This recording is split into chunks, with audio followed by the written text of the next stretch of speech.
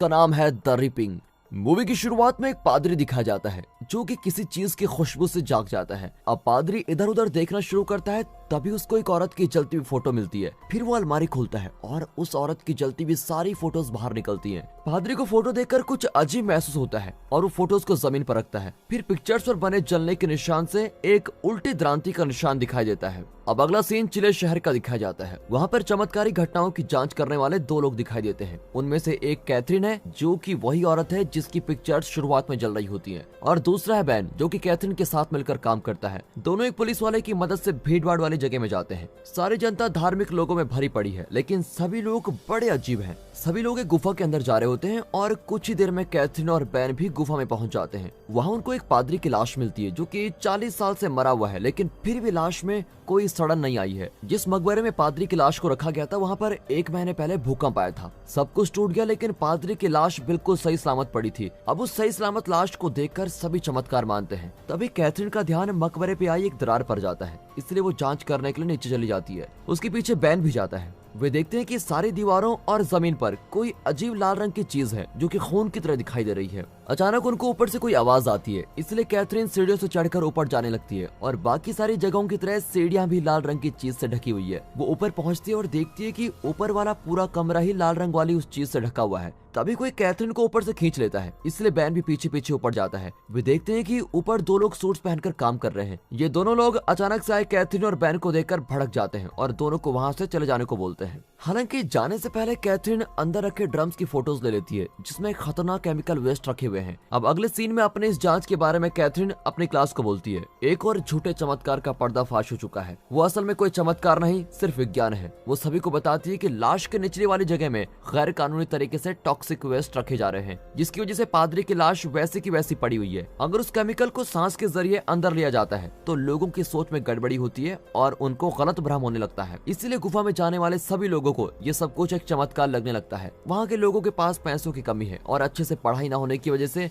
वे लोग चमत्कार जैसी चीजों पर जल्दी विश्वास कर लेते हैं। अब अपनी क्लास के बाद कैथरीन अपने ऑफिस में जाती है और उसको उसी पादरी की कॉल आती है जो कि मूवी की शुरुआत में दिखाया गया था। ये पादरी कैथरीन का दोस्त है। वो कैथरीन को पिक्चर्स वाले हादसे के बारे में बताता है और बोलता है उन तस्वीरों पर उल्टी द्रांति का निशान बन गया था। मेरे हिसाब से ये भगवान का कोई इशारा है। हालांकि कैथरीन ने भगवान में विश्वास करना बहुत सालों पहले छोड़ दिया था, इसलिए वो अपने दोस्त पादरी की बातों पर कोई ध्यान नहीं देती। कॉल कटने के बाद कैथरीन उस समय के बारे में याद करने लगती है जब वो और उसका परिवार पादरी के साथ किसी खोज के लिए गए थे। तभी वहाँ पर बैन आ जाता है और अपने साथ डॉग नाम के किसी आदमी को लाया हुआ है। कैथरीन डॉग को अपनी क्लास तक साथ चलने के लिए बोलती है। डॉग बताता है कि मैं पास के शहर हेवन में एक टीचर हूँ और वहाँ एक नदी 3 दिन से बिल्कुल लाल रंग की हो गई है। वहाँ के रहने वाले लोग बोलते हैं कि ये बाइबल में लिखी हुई एक आपदा है जो कि एक लड़की की वजह से हो रही है। लोगों के अनुसार तो उस लड़की ने अपने भाई को नदी में जान से मार दिया था और तब से ही पूरी नदी का पानी लाल हो चुका है। इसके बाद कैथरीन और बैन उस शहर में जाते हैं जहाँ ये सब कुछ चल रहा है। वहाँ पर उन्हें एक प्रेग्नेंट औरत मिलती है जो उन्हें एक चर्च में लेके जाती है। फिर जल्दी डो वहाँ पर आता है और उन्हें उस नदी तक लेके जाता है। वो बताते हैं कि नदी का पानी पूरी तरह से लाल है और साथ ही नदी में काफी जगह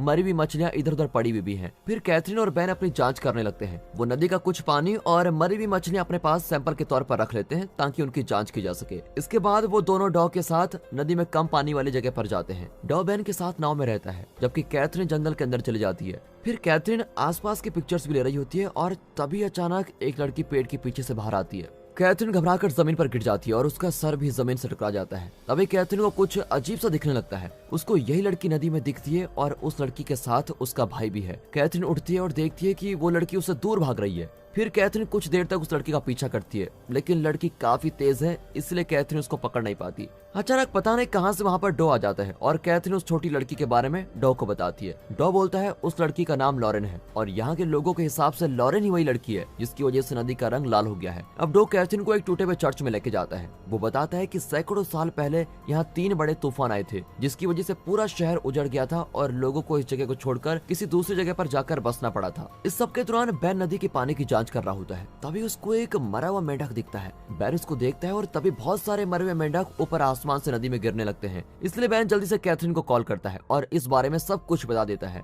डॉ और कैथरीन वापस नदी में आ चुके हैं और देखते हैं कि बैन एक मरा हुआ मेंढक अपने पास जांच के लिए रख रहा है। इसके बाद तीनों वापस जमीन पर पहुंचते हैं। जब कैथरीन और बैन अपना सारा सामान गाड़ी में रख रहे होते हैं, डॉ ने बताता है कि यहाँ आप लोगों को रुकने के लिए कोई होटल तो नहीं मिलेगा, इसलिए आप लोगों को मेरे घर में रुकना पड़ेगा। फिर कैथरीन डॉ के साथ चली जाती है और उनके पीछे पीछे बैन भी आता है। जैसे ही वो लोग डॉ के घर पहुंचते हैं, कैथरीन इतना सुंदर घर देखकर बिल्कुल हक्की बक्की रह जाती है। डॉ बताता है कि मैं एक बड़े खानदान का वारिस हूँ और मुझे ये घर मेरे दादाजी ने दिया था। उसी रात डॉ बाहर से मंगवाई कुछ मछलियां पका रहा होता है। इसके दौरान बैन और कैथरीन बैठे हुए बियर पी रहे होते हैं। खाना बन चुका होता है और जैसे डॉ प्लेट उठाकर खाना डालने के लिए वापस आता है, कुछ ही सेकंड्स में उनके सारे खाने पर मक्खियां और कीड़े आ जाते हैं। तीनों लोग हक्के बक्के रह गए हैं कि ये सब कुछ इतनी जल्दी कैसे हो सकता है। फिर बैन और कैथरीन खाने की जांच करने के लिए कुछ सैंपल्स अपने पास रख लेते हैं। इसके दौरान डॉ को एक फोन कॉल आती है और कोई उन तीनों को एक खेत में बुला रहा है, इसलिए तीनों खेत में जाने का तय करते हैं। लेकिन रास्ते में अचानक ही उन पर एक सांड हमला कर देता है। भड़का हुआ सांड बार बार उनकी गाड़ी पर हमला करता रहता है, लेकिन किस्मती से वहाँ खेत का मालिक आता है और सांड को गोली मार देता है। इसके बाद खेत का मालिक उन्हें बताता है कि मेरी गायों को कोई रहस्यमय बीमारी हो रही है और उसकी वजह से सभी मरती जा रही हैं। वो साथ ही बताता है कि मैं, मेरा परिवार और हमारे सभी जानवर कुएं का पानी पीते हैं। शायद मुझे लगता है इसलिए ये सब कुछ हो रहा है। अब इसकी वजह से बैन के दिमाग में और सवाल आने लगते हैं कि क्या इस सब के पीछे कोई विज्ञान है कि क्या है। वो मानने लगा है कि ये सब कुछ बाइबल में लिखी आपदा ही है, लेकिन कैथरीन अभी भी अपनी बातों पर बनी हुई है और ये सब क्यों हो रहा है उसके पीछे का विज्ञान बताने लगती है। किसान उनको एक और बात बताता है कि जब हम लोग पिछले क्रिसमस के समय लॉरेन के घर गए थे, हमने देखा था कि उनके घर में काफी सारे लोग मंत्र वगैरह पढ़ रहे थे और रसोई की सिंक में किसी जिंदा चीज की बलि भी दी गई थी। मुझे लगता है वो शैतान को पूजने वाले लोग हैं जो काली शक्तियों वाले अपने भगवान के सामने बलि चढ़ाते हैं। इस सब के दौरान पादरी बाहर घूमता हुआ बाइबल पढ़ रहा होता है और तभी वो देखता है कि एक मूर्ति की परछाई मक्खी में बदल जाती है और फिर उसके आसपास की दीवार भी अपनी जगह से हिलने लगती है। तभी एक नन आकर पादरी को टच करती है और अचानक सभी चीजें पहले जैसी हो जाती है। दूसरी तरफ कैथरीन और बैन अलग अलग काम कर रहे होते हैं। तभी घर की बिजली चली जाती है। कैथरीन अपने कमरे से बाहर चली जाती है और इसके बाद डॉ के कमरे में जाती है ताकि बिजली के चले जाने के बारे में वो कुछ पूछ सके। हालांकि वहाँ पर डॉ नहीं होता, इसलिए कैथरीन इधर उधर कमरे में घूमने लगती है। वो डॉ और उसकी पत्नी की फोटोज देखती है। तभी अचानक तेज चलती हुई हवा से उस कमरे की खिड़कियां खुलने लगती है। कैथरीन बाहर की तरफ जाती है और देखती है कि पास में कहीं से थोड़ी बहुत रोशनी आ रही है। अजीब मौसम होने के बाद भी कैथरीन बाहर चली जाती है और उस रोशनी की तरफ जाने लगती है। फिर उसे पता लगता है कि वो कोई और नहीं डॉ है, जो कि अपनी पत्नी के मकबरे के पास आया हुआ है। डॉ बोलता है मेरी पत्नी कैंसर की वजह से मर गई थी और हम लोगों का कोई बच्चा भी नहीं है। फिर कैथरीन भी डॉ को सच्चाई बताने का तय करती है कि कैसे उसका विश्वास भगवान से खत्म हो चुका है। वो बोलती है कि 5 साल पहले मुझे मेरे पादरी दोस्त ने सूडान में चल रहे धर्म को फैलाने वाले काम के बारे में बताया था, इसलिए मैंने अपने परिवार के साथ वहां जाने का तय किया। लेकिन वहां के लोगों को लगा कि हमारी वजह से वहां सूखा पड़ा था, इसलिए उन्होंने मेरे पति और मेरी बेटी की बलि चढ़ा दी। और इसके बाद से मैंने खुद से वादा किया था कि सभी चमत्कारी चीजों के पीछे का विज्ञान मैं सभी के सामने लेकर आऊंगी। घर वापस पहुंचने के बाद कैथरीन और डॉ दोनों एक दूसरे के ज्यादा करीब आ जाते हैं। जब कैथरीन डॉ के ऊपर होती है तो लॉरेन बाहर से खड़े होकर उनको देख रही होती है। अचानक कैथरीन की आंख खुलती है और उसको पता लगता है कि मैं तो एक सपना देख रही थी। अगले दिन कैथरीन को दोबारा लॉरेन दिखती है, इसलिए वो लॉरेन से बात करने के लिए जाती है।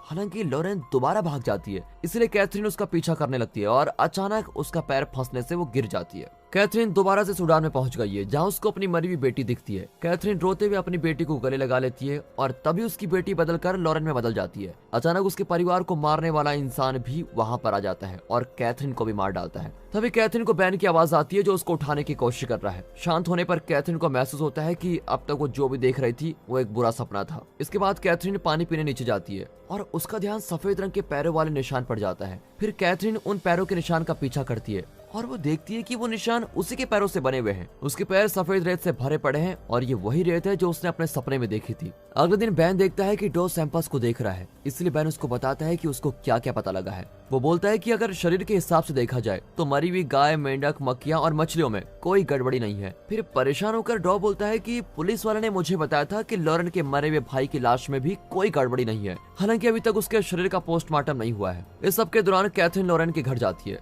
जब अंदर से कोई जवाब नहीं मिलता तो कैथरीन अंदर ही चली जाती है और इधर उधर घूमने लगती है, जिसकी हालत कुछ खास नहीं लगती। कैथरीन को फर्श पर कुछ खून के धब्बे दिखते हैं और उनका पीछा करते हुए वो सामान रखने वाले किसी कमरे में पहुंचती है। वो देखती है कि खून के धब्बे अलमीरा के पास पहुंचकर खत्म हो गए हैं, इसलिए कैथरीन देखने लगती है कि वहाँ कोई खुफिया कमरा तो नहीं है। वो अलमीरा को हटाती है और वहाँ उसको एक दरवाजा दिखता है जिसके ऊपर उल्टी द्रांति का निशान बना हुआ है। कैथरीन दरवाजे को खोलने की कोशिश करती है और तभी वहाँ लॉरेन आ जाती है। फिर कैथरीन शांति के साथ उससे बात करने की कोशिश करती है और तभी उसका ध्यान लॉरेन के पैर पर लगे खून पर जाता है, जिसका मतलब है कि लॉरेन को पीरियड्स आना शुरू हो गए हैं। कैथरीन प्यार से लॉरेन को बोलती है, बेटा चलो तुम मेरे साथ बाहर चलो, मैं तुम्हारे पैर साफ करवाती हूँ। लॉरेन सारा समय चुप रहती है और कैथरीन को वो सब कुछ करने देती है जो वो करना चाहती है। कैथरीन फिर एक तौलिया लेकर लॉरेन का खून साफ करती है और तभी उसको अचानक से कुछ दिखने लगता है। उसको दिखता है कि लॉरेन और उसका भाई नदी में खड़े होते हैं, लेकिन अचानक से कैथरीन वापस ठीक हो जाती है और आसपास देखने पर लॉरेन उसको कहीं नहीं मिलती। फिर कुछ न समझ आने के बाद भी कैथरीन लॉरेन को ढूंढने के लिए घर के अंदर चली जाती है। हालांकि तभी लॉरेन की माँ वहाँ आती है। आंखों में आंसू भरे हुए वो कैथरीन से पूछती है, क्या तुम मेरी बेटी को मार सकती हो? कैथरीन ऐसा करने से मना कर देती है और बोलती है, मैं तो लॉरेन की मदद करना चाहती हूँ। जिसके जवाब में लॉरेन की माँ बोलती है, मेरी बेटी लॉरेन को मदद की जरूरत नहीं है। इससे पहले कि वो कुछ और ज्यादा बोल पाती, पीछे से लॉरेन आती है और अपनी माँ के ऊपर हमला कर देती है। फिर कैथरीन मदद करने की कोशिश करती है, लेकिन लॉरेन की माँ लॉरेन को पकड़ के रखती है और गुस्से में कैथरीन को वहाँ से चले जाने को बोलती है। इस सब के दौरान डो और बैन एक चर्च में है, जहाँ पर सभी लोग बड़ी चिंता में हैं। सभी बच्चों के बालों को काटकर उन्हें गंजा कर रहे होते हैं, क्योंकि अचानक से सभी बच्चों के बालों में जूं भर गई है। अब चर्च में आए बड़े लोग डो और बैन से पूछते हैं कि ये सब कुछ क्यों हो रहा है। इसके बाद दोनों लॉरेन के मरे भाई की लाश को देखने जाते हैं। मुर्दाघर में लाश को देखते ही बैन कैथरीन से बात करता है और जल्दी वहाँ आने के लिए बोल देता है। वहाँ पहुँचने के कुछ देर बाद कैथरीन लाश की हालत को देखकर बड़ी हैरान हो जाती है। लाश तो बिल्कुल एकदम सूखी पड़ी हुई है और ये बिल्कुल अजीब है, क्योंकि ऐसा होने में तो काफी साल लग जाते हैं, पर लॉरेन का भाई तो कुछ दिन पहले मरा था। कैथरीन और बैन लाश की जांच करते हैं और देखते हैं कि लाश के पीछे उल्टी द्रांति का निशान बना हुआ है। तीनों सब के बारे में शहर के मेयर को बताने के लिए जाते हैं, लेकिन उनको पुलिस वाला रोक लेता है। वो कैथरीन की जांच के रिजल्ट्स को देखता है और जांच करने पर पता लगता है कि नदी में पानी नहीं, इंसान का खून है। अब ये बात सुनकर कैथरीन अपने पादरी दोस्त को कॉल करती है और सभी बातें बताती है। पादरी बोलता है, मेरी जांच के हिसाब से उल्टी द्रांति का निशान शैतानी लोगों के ग्रुप का है। ये फैमिली के दूसरे नंबर वाले बच्चे के जवान होते ही उन बच्चों की बलि चढ़ा देते हैं। वो ऐसा करते हैं ताकि वो शैतान की आंखों में एक बढ़िया बच्चा बन सके। लोग अब लॉरेन को नुकसान नहीं पहुंचा सकते, क्योंकि लॉरेन को सही सलामत रखने के लिए शैतान ने ये महामारी बनाई है। पादरी साथ ही बोलता है, उस बच्चे को एक फरिश्ता ही मार सकता है और वो फरिश्ता तुम ही हो कैथरीन। इस सब के लिए तुम्हें चुना गया है। जब पादरी कैथरीन को इस बात के लिए मनाने की कोशिश कर रहा होता है, पास में पड़ी पिक्चर्स जलने लगती है और फिर आग पूरे कमरे में फैल जाती है। पादरी कमरे से बाहर निकलने की कोशिश करता है, लेकिन किसी वजह से कमरे का दरवाजा अटक गया है। वो मदद के लिए आवाज लगाता रहता है, लेकिन वहाँ कोई नहीं है, इसलिए वो आखिर में मारा ही जाता है। इस सब के दौरान बैन और डो शहर के मेयर के पास जाते हैं ताकि सभी लोगों को शहर से बाहर निकाला जा सके। हालांकि वहाँ पहुंचकर उनको पता लगता है कि वहाँ ऑफिस के सभी लोग मारे गए हैं और देखने पर ऐसा लग रहा है जैसे उनके शरीर को उबाला गया हो। इस वजह से सब कुछ ठीक करने का काम अब शहर के कुछ लोग अपने हाथों में ले लेते हैं और लॉरेन को मारने के लिए उसके घर के लिए निकल जाते हैं। लेकिन उन लोगों के पहुंचने से पहले कैथरीन लॉरेन के घर पहुंच चुकी है। वो अलमीरा को हटाकर नीचे बनाए गए एक खुफिया कमरे में जाती है और अब पता लगता है कि वो कमरा लोगों की बलि देने के लिए इस्तेमाल किया जाता है। वहाँ कैथरीन को लॉरेन की माँ मिलती है। वो बोलती है, मेरी लॉरेन अब मेरी नहीं रही, वो शैतान की पुजारी बन चुकी है और उसके लिए ही सब कुछ करती है।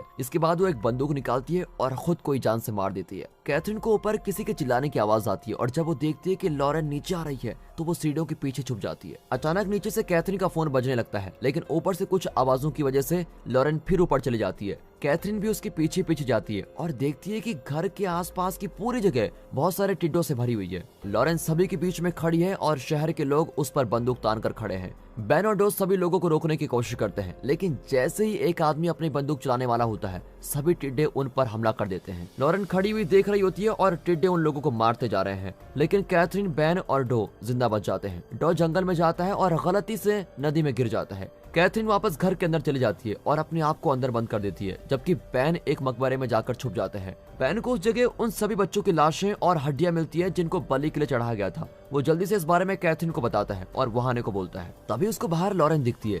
अब कैथरीन घर से बाहर आती है और जल्द ही उसी मकबरे में चली जाती है। वहां पहुंचकर उसे बैन की लाश मिलती है और तभी वहां डो भी आता है। कैथरीन उसको बोलती है, तुम यहीं रुको, मैं ऊपर जाकर उस शैतान की बेटी लॉरेन का सामना करके आती हूँ। बाहर आखिरकार लॉरेन और कैथरीन एक दूसरे का सामना करते हैं। तभी अचानक सारा आसमान काले बादलों से ढक जाता है और ऊपर से आग की गोली और बिजली गिरने लगते हैं। जैसे कैथरीन लॉरेन को मारने वाली होती है, लॉरेन बोलती है, मैं भगवान का भेजा हुआ एक उपहार हूँ। ये सब सुनकर कैथरीन सोच में पड़ जाती है कि जो ये सब कुछ हो रहा है ये सच है कि नहीं। लॉरेन बोलती है, विश्वास। और फिर कैथरीन को सारा सच दिखाती है। कैथरीन देखती है कि शहर के सभी लोग ही शैतान की पूजा करते हैं, यहाँ तक कि डो भी उनमें से एक ही है। उसने भी लॉरेन की बलि चढ़ाने की कोशिश की थी। लॉरेन किसी तरह से बचकर भाग गई थी, लेकिन उसका भाई उसका पीछा करता रहा और वो दोनों जंगल के तालाब तक पहुंचते हैं। वहाँ लॉरेन का भाई लॉरेन को चाकू मार देता है। हालांकि चाकू का निशान चमत्कारी तरह से गायब हो जाता है और लॉरेन का भाई तभी के तभी मर जाता है। अब कैथरीन को महसूस हो गया है कि लॉरेन बेकसूर है और लॉरेन ही भगवान का भेजा फरिश्ता है। तभी वहाँ डो आता है और कैथरीन से बोलता है तुम जल्दी से लॉरेन को मार डालो। लेकिन अब कैथरीन को सच्चाई पता है, इसलिए वो चाकू डो की तरफ फेंक देती है और बोलती है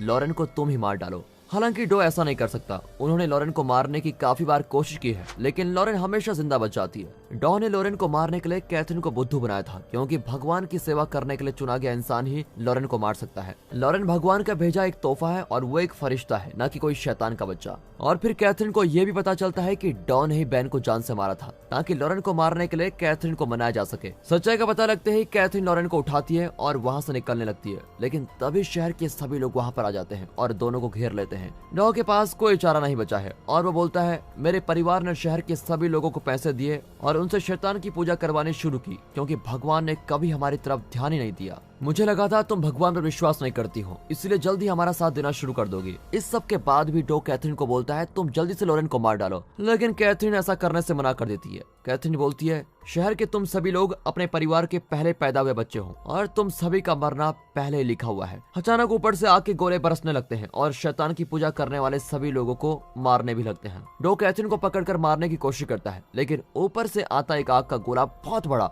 उसको मार डालता है। इस बड़े आग की गोले की वजह से एक धमाका होता है, लेकिन कैथरीन और लॉरेन फिर भी जिंदा बच जाते हैं। अगले दिन कैथरीन और लॉरेन उस शैतानी शहर से दूर जा रहे होते हैं। रास्ते में लॉरेन कैथरीन को बताती है मैं आपके पेट में छोटे लड़के की आवाज को सुन सकती हूँ। तभी कैथरीन को महसूस होता है कि जब डो और उसके बीच सेक्स हुआ था तो वो कोई सपना नहीं देख रही थी, बल्कि डो ने कैथरीन के नशे में होते हुए उसका रेप किया था। और फिर कैथरीन को पता लगता है कि उसी का होने वाला बच्चा उस भविष्यवाणी में बताया गया शैतान का बच्चा है। और इसी के साथ दोस्तों ये मूवी यहाँ पर खत्म होती है।